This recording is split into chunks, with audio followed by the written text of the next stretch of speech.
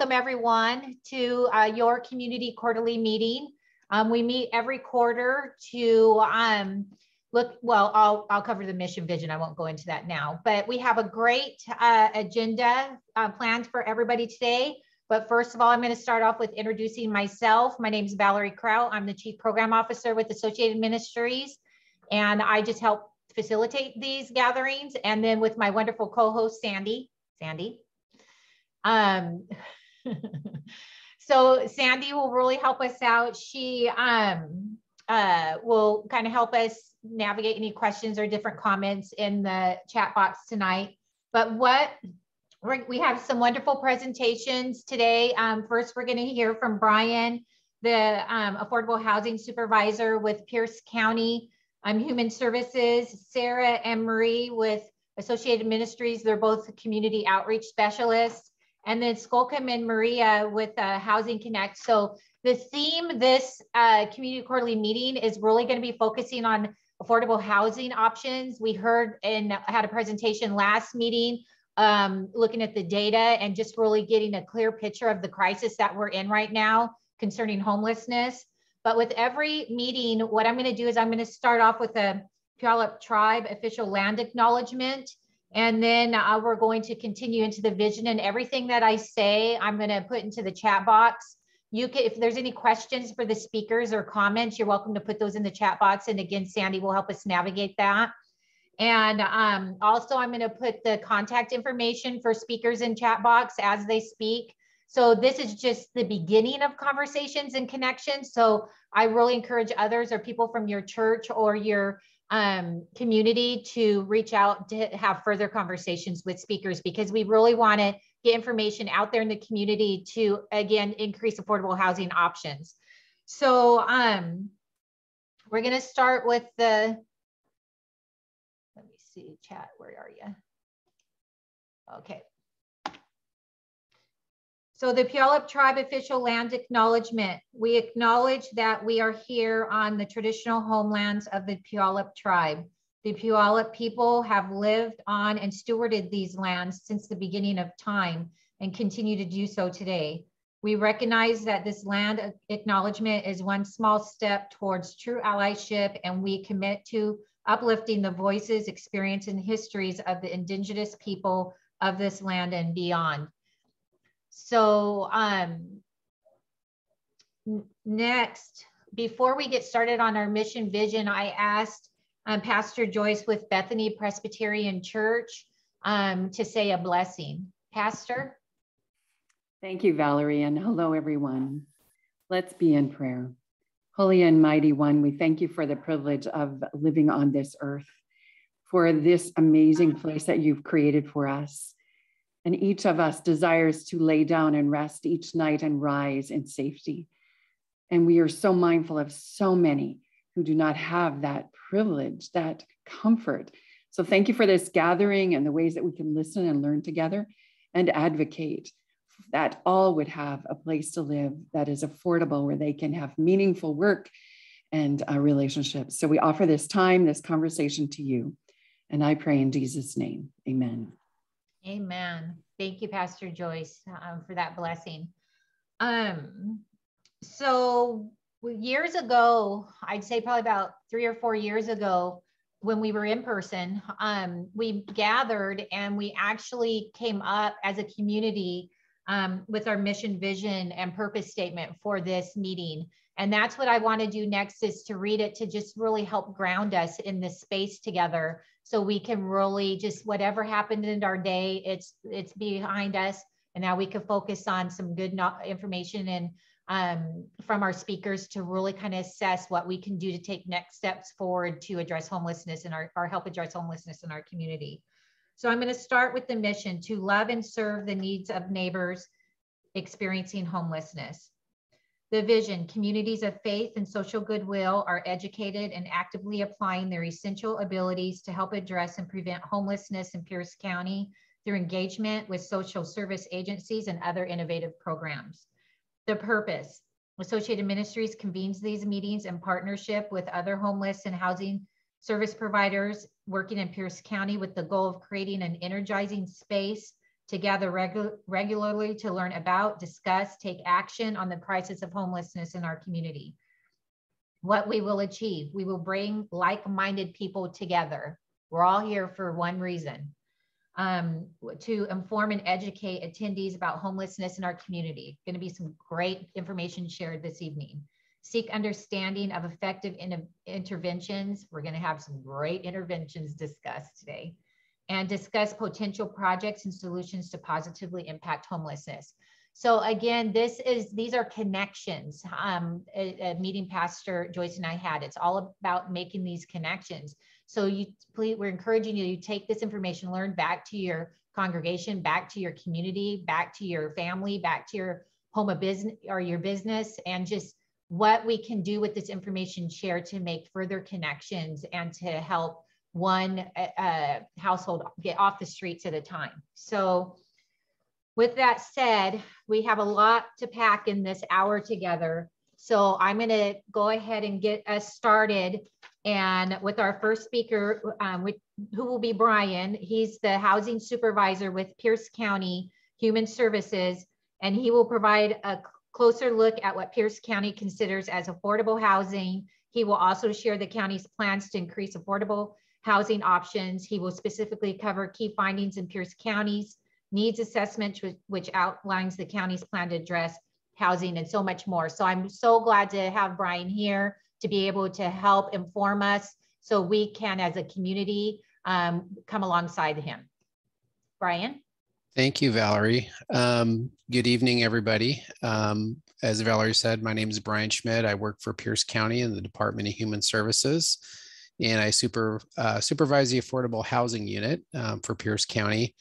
And Valerie asked for a brief presentation. We can certainly spend hours on the topic of affordable housing and do really deep dives into some of the issues around affordable housing, some of the data. But what I'm going to do this evening is just do a really brief snapshot, and maybe at the end take some questions if folks have questions. So I'm going to share my screen and go through a PowerPoint presentation. Can everybody see that okay? Okay. Looks great. So to kind of frame the problem, one of the questions Valerie asked in her email when she asked that I do this presentation is, how did we get here? So Pierce County undertook an affordable housing action strategy and hired Burke Consulting several months ago, and we're in the middle of that action strategy as we speak. They had a preliminary needs assessment done, and this kind of shows, this first slide kind of shows that we've had significant population growth in Pierce County, but not enough housing has been produced. So we've had 51,000 households enter Pierce County in the last 11 years, and this is through 2021. Does not include 2022, so this problem could be worse than I'm presenting here. And the net new housing units produced were 37,227. So we've underproduced 15,000 units of housing in the last 11 years. That's just in the last 11 years that we've had this underproduction. So this is a lot of what's driving housing costs right now. It's driving rents, it's driving home prices. And clearly new construction has not kept pace with the demand in Pierce County. And this is, again, the source for this data is the draft needs assessment that Burke Consulting did for the county back in this January. So the market, this is just a snapshot of what the result of this underproduction has been. So since 2010, the average home price is up 96%. That's essentially has doubled. Average rent is up 67%, and average area median income is up 31%. So clearly, home prices and rents have far outpaced median income in Pierce County. And I think everyone kind of knows this to be the case, but this is just kind of putting it in perspective of how much housing costs have outpaced income in our county in the last 11 years. And again, this is how we kind of got to where we are with the affordable housing crisis. there's far more data we could present, and this is, again, we could spend hours on this topic and really look at some of this data, but these are just quick facts. And this data here is also from the needs assessment. 1/3 of households in Pierce County experience cost burden. Now, I'm going to say that put a caveat on this. This is based on HUD data from the ACH. I personally believe the problem is worse than this now, but this is the data that we have to go on. So at a minimum, 1/3 of our residents of Pierce County and households are experiencing cost burden. Renter households experience higher rates of cost burden than owner households, and BIPOC households experience higher rates of cost burden than white households. The data is very clear on this. And I think, again, most of you may be aware of this data and understand it. This, again, just kind of puts it in perspective. We have 48,000 low-income households in Pierce County who would qualify for housing subsidy but don't have access. That's access to housing vouchers. That's access to subsidized affordable housing units. In 2021, and again, data changes fast these days. That's 2021. The rents have even gone up higher in 2022. But you needed 76% of median income to afford a 2-bedroom apartment in Pierce County. I actually think that's now a low number. I think it's probably gone closer to 80 or over that in 2022. In order to purchase a home, you need 150% of AMI to be in a position to afford a home. That's a rough estimate, but that's about the income you need to be able to purchase a home. What does that mean? It means that home ownership is nearly unattainable, certainly to low-income households, and for the most part to moderate income households. Home ownership is just out of reach at this moment. And the sad statistic here from also that I put in from the needs assessment was from 2010 to 2017, Pierce County averaged over 3,000 evictions a year. 3,300 and 33 evictions was the average. And we were second in the state in 2017 in evictions. I don't know who was first, but that was a little piece of information that I pulled out of the needs assessment that directly affects the homeless crisis in Pierce County, because evictions obviously are one of the reasons that folks become homeless. So just really briefly, and there's a lot going on around affordable housing and several things that the county is working on around affordable housing. We're doing planning, and there's some initiatives going around planning. We had an affordable housing work group that met, and we're going into an implementation phase from that work group. That work group had recommendations around how to increase housing supply, how to increase funding for affordable housing, and how to more effectively deploy the resources that we have for affordable housing. So there was some good work that was done through that work group and that we're getting ready to implement. As I mentioned, we have an affordable housing action strategy that's currently underway. The Pierce County Council appropriated dollars for that action strategy. The council solicited bids for consultants to do that.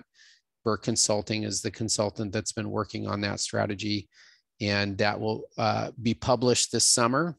And the county will have a guiding document on how to most effectively work on affordable housing and create opportunities for affordable housing. And then local, state and local coordination. We work very closely with the city of Tacoma to coordinate our affordable housing efforts. We also work really closely with the state of Washington, the State Housing Finance Commission that allocates the low-income housing tax credits, and the Department of Commerce, which awards funding through the Housing Trust Fund. And they have several pots of money in the Housing Trust Fund that they allocate.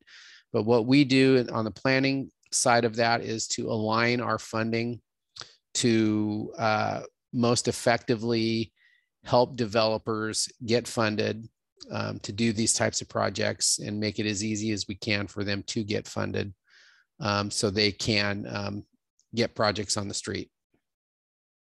One of the other areas that we're really looking at is surplus properties, and I'll actually add the term underutilized properties.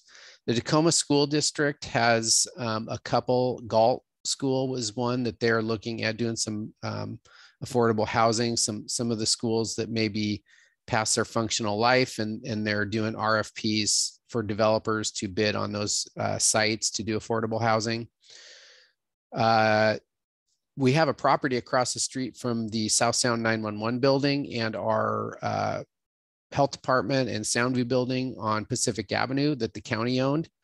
That property was originally purchased with the Puget Sound Hospital and originally was going to be part of a county campus, county office building, but that did not happen.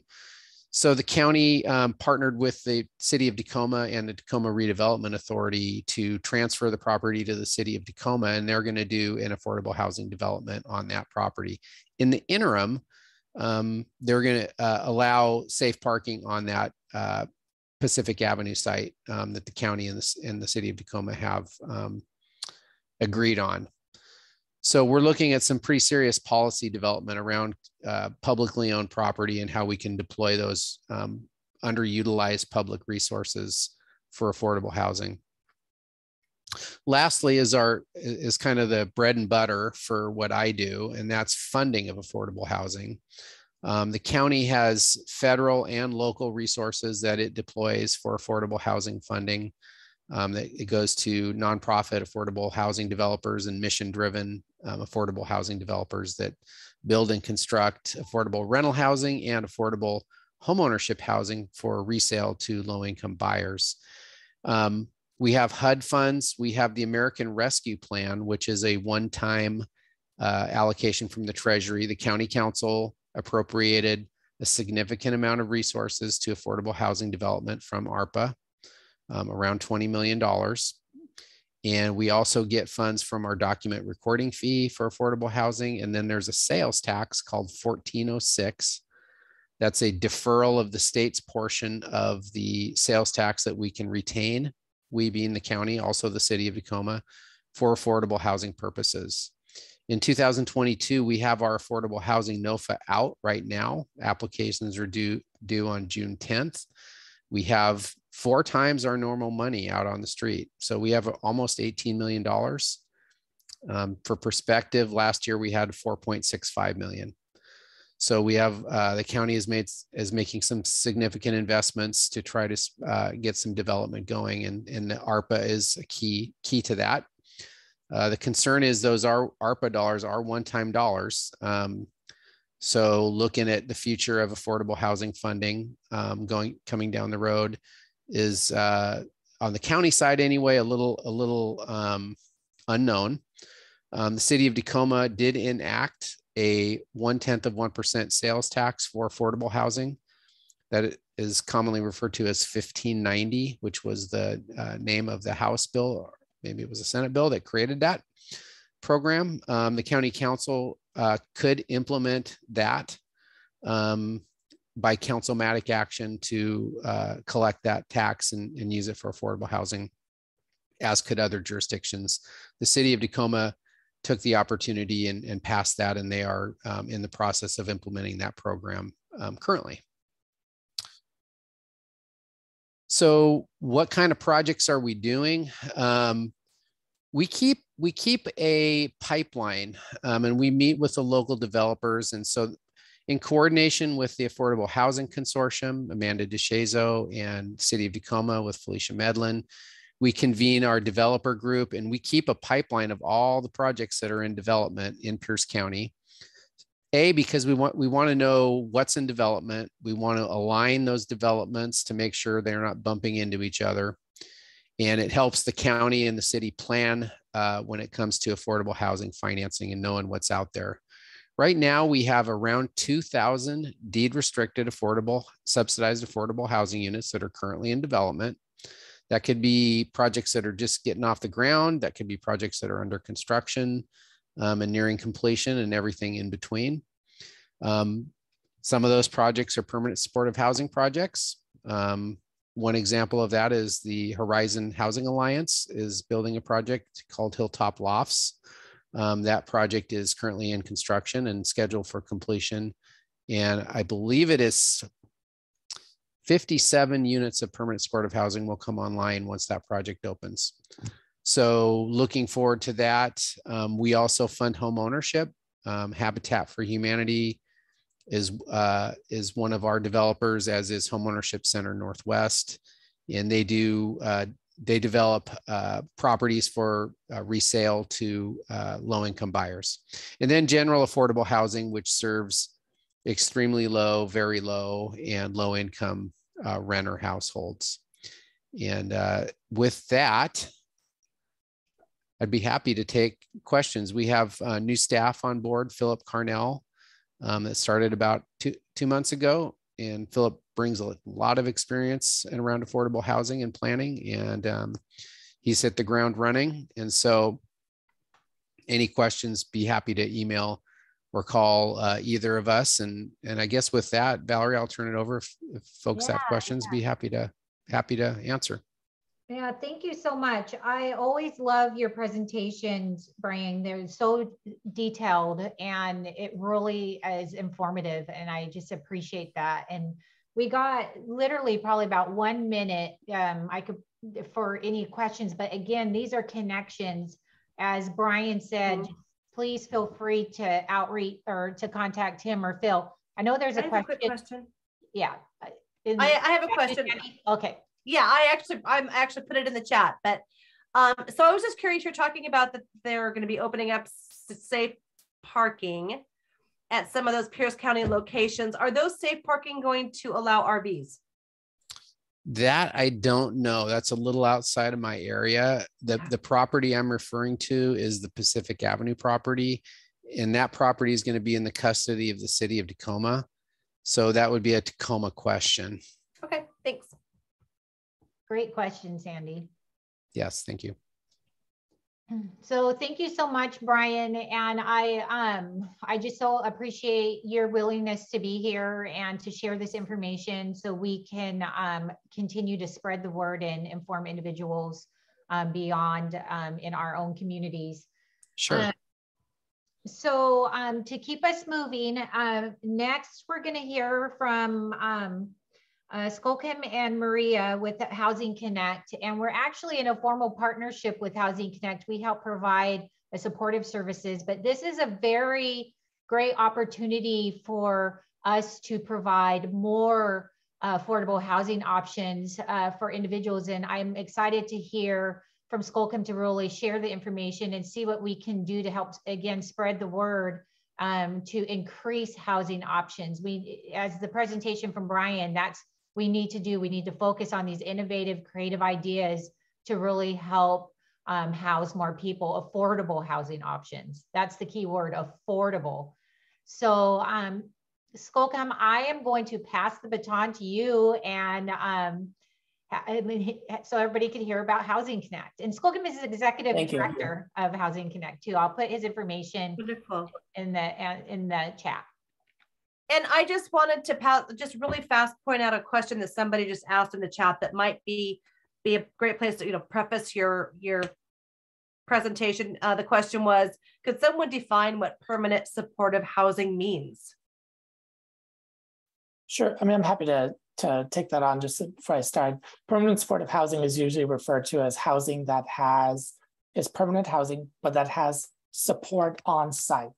So what this means is you have a case manager that actually lives or works in the building. Oftentimes they might be there at all during the day and the evening so that they can provide more intensive services to folks that might need it in order to stabilize them and the community.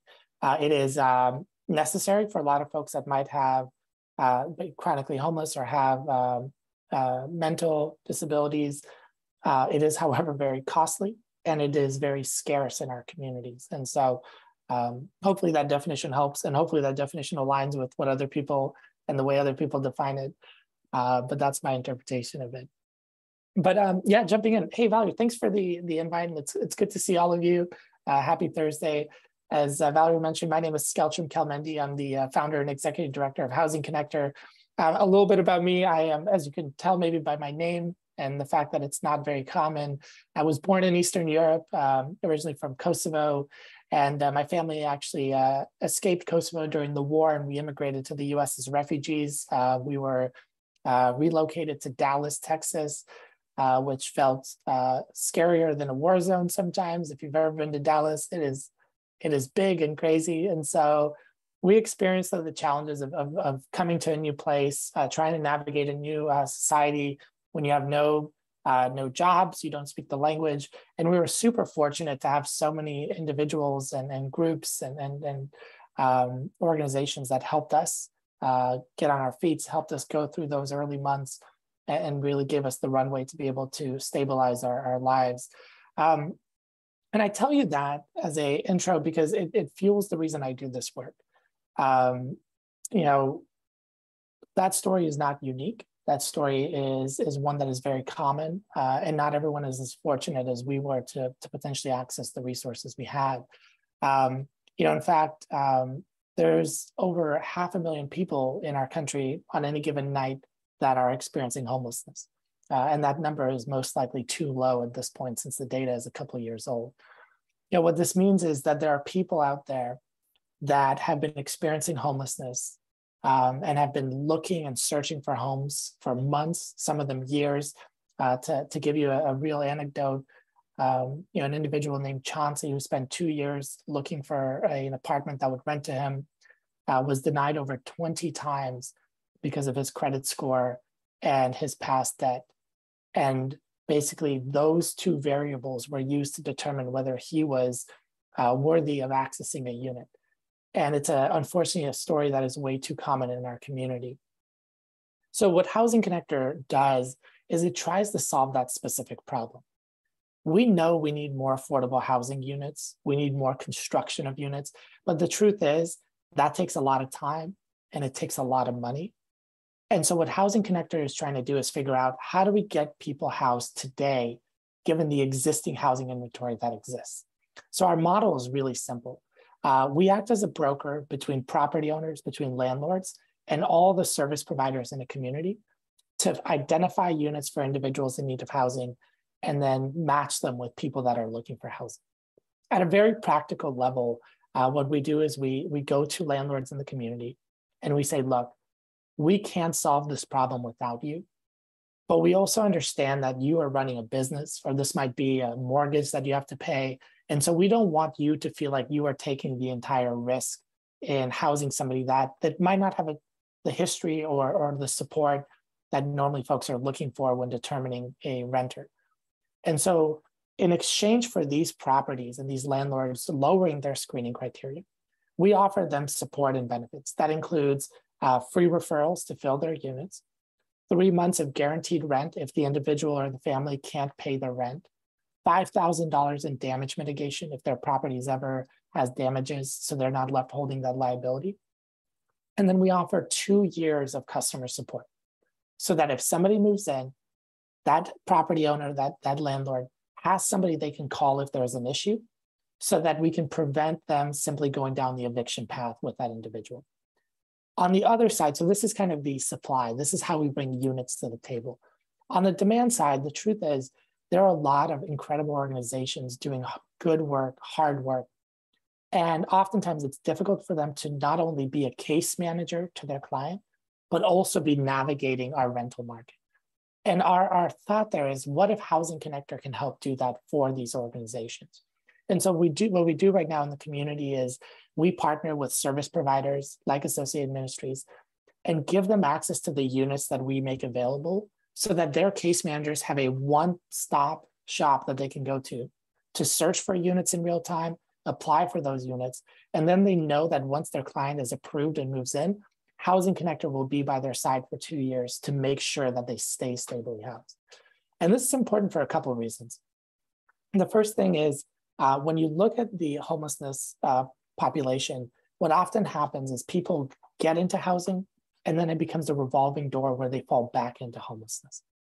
And so the ability for us to provide a safety net so that if folks have one setback, they might lose their job, they might have something come up like a medical bill, that one disturbance isn't the reason they're falling back into homelessness is huge. And also it's just smart for our community, because when you look at how much it costs to try to get somebody out of homelessness, we need to do everything possible to prevent them from falling back. So this is the model of how we bring the supply, the landlords, and the demand, the service providers who are helping folks access housing, how we bring them together. Now, one thing that was really important when we were starting Housing Connector was, hey, we don't want this to be a really manual process that's hard to scale. And the reason for that is, from my perspective, when we were starting, is I had this vision of wanting the scale of the problem to be matched by a solution that had that same scale. And so what we wanted to do was figure out a way to automate a lot of this work to match the scale of the problem. And so what we did was we went to our local partners here in the community, who happened to be Zillow, which I think a lot of people probably know Zillow. You might be spending time just browsing homes that you're looking at, or checking your own home value on there. But Zillow is a big player in the rental market, and they happen to be located here in the Pacific Northwest. And so instead of us recreating the wheel of trying to design a marketplace, we went to Zillow with this proposition that said, hey, look, we can address this issue and you can be a part of the solution while doing exactly what you do, but making slight alterations so that the folks that we're trying to serve can access your platform. And so what Zillow's done is, within Zillow.com, so the same location that you go to, they have, in a sense, embedded functionality that our partners can go in and list their units in real time. And our case managers can go in there, and their accounts, when they log in, are flagged on the back end by our team. And when they log in, they get to see units that aren't accessible or visible to the general public, directly find them, and then reach out and start the application process, speeding up the process. Now, the other thing that's important here is there is an aspect of just taking some of the trauma that's associated with applying. As I mentioned, Chauncey's story where he applied 20 times just to be denied. There's an aspect that takes a real toll on people. If you could imagine being told no over and over. And so by us pre-negotiating the criteria, making them completely visible to the partner, that partner knows whether their client will be approved before they reach out and apply, so they can avoid the back and forth and the rejection and the denial. And they know that when their client moves in or applies, they will be approved and move in. So this was the idea. This was the vision that we had. So just, this is the side, because I keep bringing up the word vision, but the reason I use vision a lot is, to me, the way I had vision described to me, and this is by my pastor in Dallas, was a vision is a mental picture of what could be, fueled by the conviction that it should be. And so 2 years ago, we had this mental picture of what could be, and we had the determination of trying to make it happen. But I think there was still the question, frankly, in a lot of people's minds of, can you actually do this? Like, is this actually going to work? And what I can say is, now 2.5 years later into this, we have been able to house over 2,900 people in those 2.5 years through this model. We have over 1,100 properties. They account for over 60,000 units that work with Housing Connector to be a part of the solution. We have 150 service providers, organizations like Associated Ministries, who utilize this for that service. And we continue trying to find ways to better serve our partners, the case managers, and the properties, to make this a truly win-win outcome. And just recently, we started out in the Seattle area. We expanded into Tacoma last July and the Pierce County area. And just a few months ago, we expanded into Denver as well in Colorado. So we're excited to continue seeing this growth nationally and impacting individuals' lives. But really what it starts with is two core beliefs. And that is that we can't solve homelessness without the help of our housing partners, without landlords in the community. You can't solve homelessness without housing. And so we have to figure out a way to make sure we bring them to the table. And that when you find common ground and when you find solutions that make everyone better and addresses everyone's concerns, we can actually make progress. And what I love about it is, the city of Seattle has a stigma around landlords that is pretty harsh. But what's been amazing to see is, folks like city council members that are usually very anti-landlord coming to the table and being like, okay, I see it. I see that without these folks, without these housing providers, we wouldn't be able to make this impact. And so it's been just cool in a very divisive time to be able to kind of bridge some of these divides and see that there is a lot of progress we can make when we come together. So happy to share more, that can talk to you about data all day. We have right now 73% of the households we've housed make it to their 2-year mark, stably housed without moving out, which is pretty amazing. If you, especially given the comparison group, we've only had 3% of our households that have had negative move outs. That means either an eviction or they've abandoned the unit. We've had 4 evictions in that timeline. Quick asterisk, because I don't want to oversell ourselves. There was a moratorium. So I think common sense would tell me that that number would be higher if that moratorium isn't there. So I don't want to oversell anything. But in general, what we're able to do is step in, stabilize families, stabilize that property owner, and get better results, and properties keep opening up more units. Yeah, happy to stop and answer any questions, but that's a little bit about us. I have an amazing team behind me that really does all of this. I just kind of get to be the talking head, but I appreciate the time, and I really appreciated over the last year being able to work in the Pierce County community and become a part of this community. Wow. Yeah, just listening to you, Skulkchum, I am so encouraged. I mean, what a testimony of your vision that has just unfolded the way that it has. And I encourage all of you to encourage others to be part of this vision. If you know any landlords, if you know any property owners, please, please, please connect them with Housing Connect. Well, Skulkchum, I put your information in there. Yeah. That would be the best. Yeah, we got to make connections because it's going to be just the few people here. We all know, somebody in our church, somebody in our place of business, somebody in our family that owns a property, and what can we do to wrap some supports around that church, around that community, to be able to provide this safety net for households. So let's see what we can do to be part of this vision. I'm very encouraged to help as much as I can to make those connections. So thankful for your vision. So thankful for your hard work and passion for this work. I feel truly blessed to be able to be in a partnership with you. I know that your heart you were in this position for a reason, and I think the success is showing that. And so I'm just really grateful that you're here, and I really want to encourage others to just help spread the word to help be part of this vision. Thanks, Valerie. And I saw Katie had a question with hand up. Katie, I'm happy to answer that. Yeah. So just for context, I use Housing Connect, or I've housed a few clients with you guys. I do wonder, are you guys looking at all at including criminal history requirements and background checks into the screening criteria and the negotiating that you do? Because that's the biggest barrier that we come up against is we can pay off evictions, we can, negotiate with credit scores, but criminal history is just the hardest thing to figure out what to do with. Yeah, totally. So we do, Katie, you just jumped on it. Yeah, you moved around on my screen. We do negotiate criminal history. That one tends to be on a case-by-case basis because everyone's risk tolerance is a little bit different, and we want to honor the property, the landlord, and given where they are. So we try to at least get everyone to not deny write-off for anything and make sure they're looking at the whole person and the whole situation. I will say, though, that's the hardest place in these negotiations.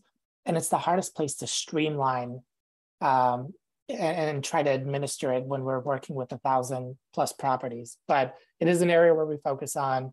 And it's interesting because within the city of Seattle, they can't look at criminal history at all. And so we have some properties in Seattle that don't screen at all. And what we're trying to do is take the data from the folks being housed within the city of Seattle to show the rest of the property owners to say, look, the people being housed in the city of Seattle, when there's no background for criminal screening, have the exact same results as the people being housed outside of Seattle where there is a criminal screening. And so really this criminal screening is not making a difference on the outcome of those tenants. So hopefully we can use that data to kind of drive change, but to be just realistic, I've generally found that data doesn't often change people's perceptions if they're pretty dug into them. It's more those personal stories that get people to shift off their position. Yeah, I agree. So yeah. You're telling me, I mean, it's my job to house people. Like, I get it, yep. Data doesn't do it sometimes. Well, thank you so much, Skolchum. And just please, if you have any more questions for him, or he'll connect you with his staff, connect you to the right people, but let's just make those connections. So we're going to move along just for time's sake. Yeah, you're welcome. Enjoy your dinner with your son. We're going to move on to our next two presenters. And yeah, these are two members of our community. And the beginning of this year, many of you know that we merged with Shared Housing Services. And I tell you, the team is just running with exploring ways that we can expand, build what this program can do. This is going to be an exciting presentation for everybody to hear on ways that we can increase affordable options. It's not a new strategy. It's actually a very old one, but I'm excited for these two presenters to give you more insight of this awesome, innovative, creative, kind of been around for a while, option to house people experiencing homelessness.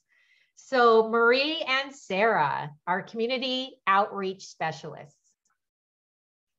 Hi, everybody. Good evening. Thank you for having me. My name is Marie Fallon, and I am a community specialist for the Adult Shared Housing Program. Like Val said, we are not new. It's been around for ages. If you can remember, The Odd Couple, Laverne and Shirley, Who's the Boss, Will and Grace, Friends. I can go on and on. Home sharing is just a living arrangement in which unrelated people share a house or apartment. The home provider chooses to open up their home in exchange for rent or services. Services can include, of course, like pet care, yard work, errands, laundry, etc. It's on a month-to-month basis. Rental agreements can be tailored to accommodate the home provider. Example, someone that doesn't drink, someone that doesn't have pets, someone that won't play their video games and their television loud all night. Just some of those kind of preferences that the home provider will have. The application process is really simple. They fill out the application. I contact the home provider, set up an appointment, and then get to know the home provider and find out exactly what they're looking for. Me and Sarah just recently conducted a home visit for a single gentleman who was renting out a spare bedroom in his house for $650 a month. As I was listening to him, I could tell I know the perfect person for him.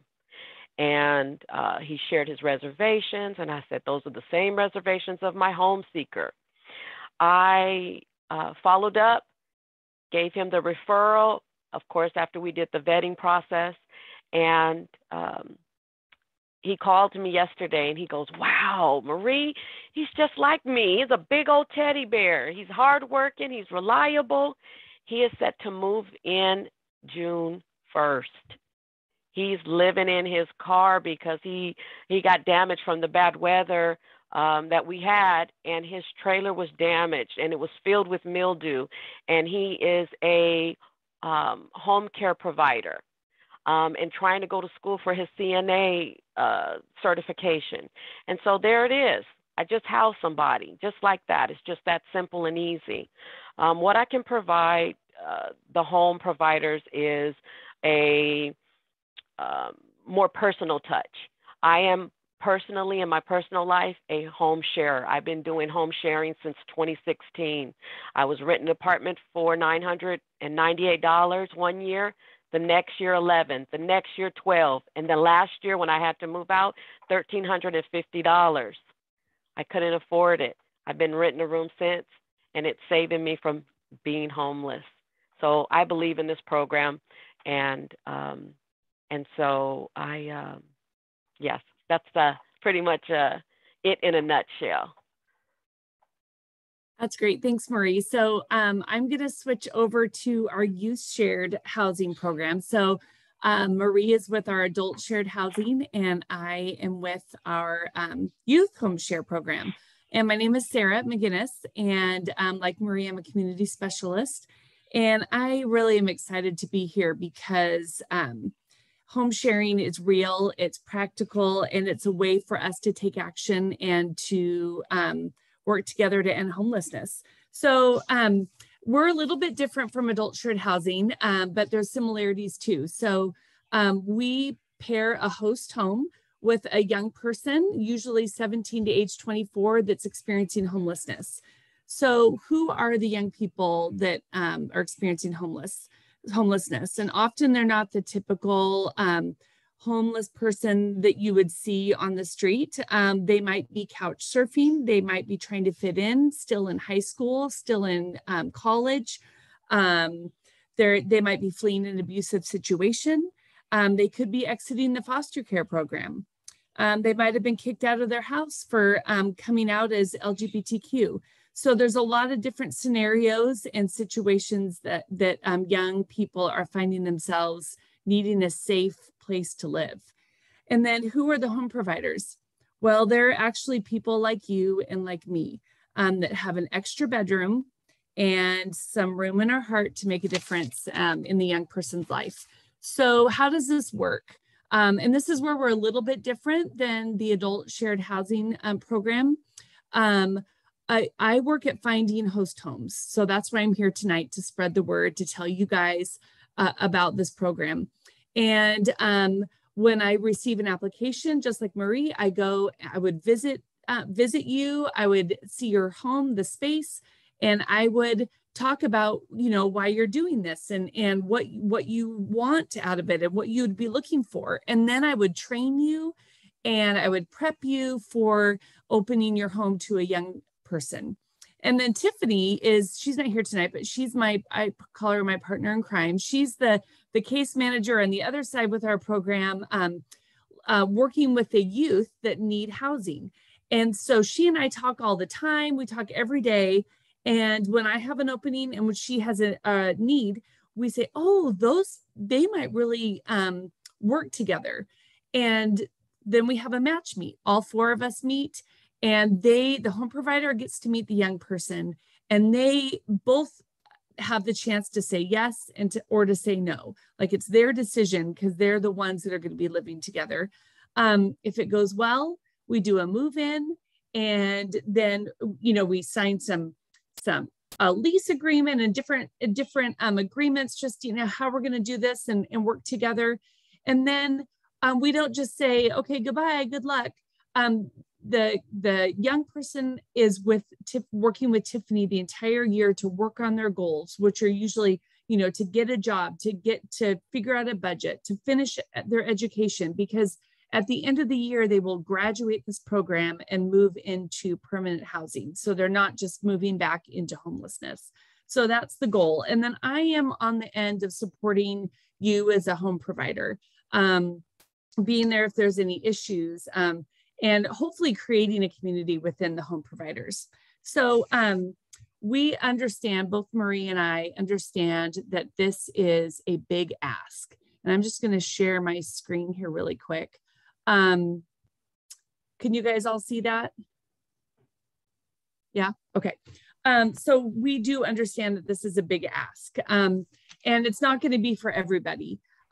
We as a family don't have an extra room in our house, but we know people that do. It's just not our season for it. But if this is tugging at your heartstrings, or if you're like, I have that extra room that I haven't been using, someone just moved out, or whatever, for either of these programs, our contact information is there at the bottom of the screen. You'll be getting a follow-up email. So contact us and see if that might work for you. But if you're not able to do that, Marie can tell you what else you can do. You can spread the word. A lot of what I find with programs like the adult shared housing as well as the youth program is word of mouth. Even if it's, like she said, it's not something that you're interested in, Sue or Michael might be a great person. They could really use the income and or the services and or, like Sarah said, they just have a given heart and they really want to make a difference. And part of spreading the word is Marie and I would love to give presentations. It could be at your church or a group that you're a part of. It could be with a small group, the outreach committee at your church, or a book club. If you don't want to or don't feel comfortable, sharing it all, we'd love to. So either way, again, it's about getting the word out. And the last way you can help is put up flyers in your community. We have flyers. We can drop them off. We can send them via email, however you prefer. But we would really appreciate if everyone can do their part and spread the word and pass out our flyers. Yeah. And so thanks, you guys. I don't know how many communities are represented here, but let's say, everyone was able to be a home provider or knew someone in their church or their community. We have 5 youth host homes right now. I think Marie has about 5. I do have 5 shared housing. Yes. Yeah.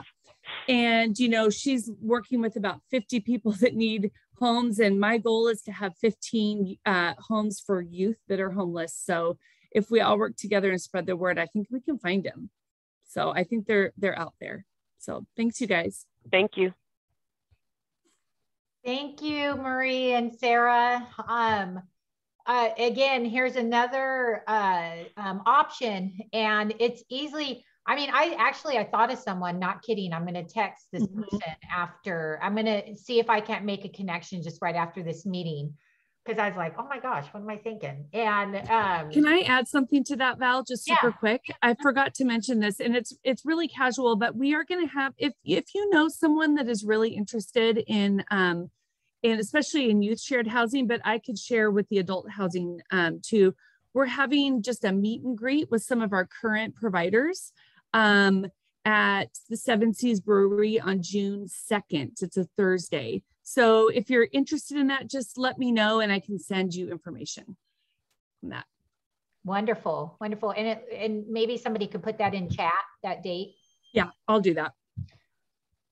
So we do have a couple minutes left if there's any questions. I know there has been some interest in shared housing. So please, as was mentioned, I encourage, to help spread the word, help get some flyers out there, because it's not, sometimes people who attend these meetings, it may be like, oh my gosh, I don't have a room. But it's not just that, it's getting the flyers out. It's like, what I can do is I could coordinate a time for Marie and Sarah to come out to my church and present. I could do that, because trust me, I do a lot of this navigating inside my church. You need somebody inside the church to coordinate all this. Trust me. That's just, I don't know about your guys' church, but it really takes that one person, and sometimes the pastor, to get in there and really make this happen. Okay, we know our social concerns committee meets on the 3rd Thursday of the month. I want to get Marie and Sarah on the calendar, because we need to find somebody in our church. That is helping. There's small ways I don't want to say it's small. There's all kinds of different ways you can help. So any quick questions? Valerie. Yeah, there's one in the chat right now. The question was, is rent involved with either of the shared housing options? That's a good question. So Marie, do you want to real quick talk about adult shared housing? Yes. So the adult shared housing can be rent or services in exchange for rent. So I have one particular home provider who wants somebody there. She's elderly, she's by herself. I do believe she is a widow, and she wants somebody there to help her around the house in exchange for rent. She is asking at the max $100 because of that utility bill is going to go up. And for youth shared housing, we work with Pierce County, and through Associated Ministries, we provide the rent to the home host provider. And then our goal for the young person is once they get stabilized in a job, they start increasing their portion of the rent. But we work with the case manager and with our program to provide that rent to the home share provider. And that's up to 12 months, correct, Sherry or Sarah? Yes, so that with the youth. So with adults, you know, they just settle in and that's their housing for, you know, month to month. For ours, it's a 1-year program. Yeah. If you have any more questions, you could come off mute because it sounds like you. Just a quick question. A lot of these individuals have an issue with not having ID or have lost their ID. Yep. And they can't get housing because of that. So are you a conduit in helping with that? Or what advice would you give? Okay. Yeah, so I can answer, and I've only been in this position for like 2 months, but I do know that we have a program at Associated Ministries that helps people get ID, that helps people with all those kind of things. And then if they're in the youth shared housing program, they have a case manager. Plus we work with Vodist who helps do job training, get ID and all. So that is a big part of it. And especially with youth shared housing, that's a big part of we want to spend the whole year making it so that they can successfully live in permanent housing once they graduate. So that would involve job training, help with their resume, help with school, budgeting, ID, driver's license. Basically, they could come with nothing and you could help begin. And they do. Okay. Yeah, they do, especially in the youth shared housing program. Yeah. Okay. And I would spend a significant amount of time with the home share provider going through training and what it's going to be like to have, someone with this experience in your home. And we're not asking you to be parents. We're asking you more to be like a mentor in a safe place. And so we provide a lot of that facilitation. Okay. Thank you. Wonderful, wonderful. Well, it sounds like some wonderful connections have been made. We look forward to seeing what our community can do from this small, mighty group that is